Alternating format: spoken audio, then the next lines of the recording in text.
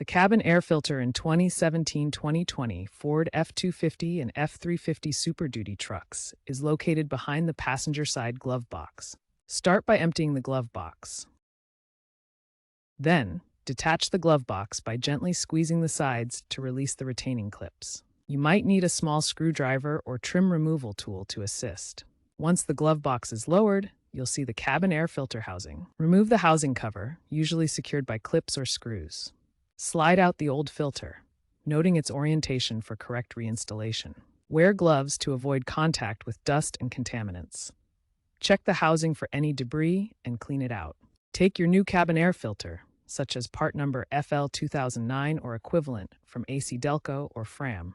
Ensure it matches the size and orientation of the old filter. Slide the new filter into the housing, making sure the airflow direction matches the markings on the filter or housing.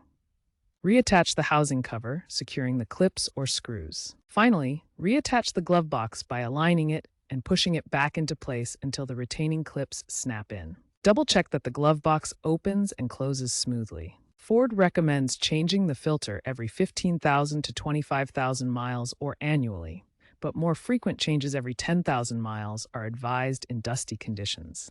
Consider upgrading to a filter with activated carbon or antimicrobial coatings for improved air quality.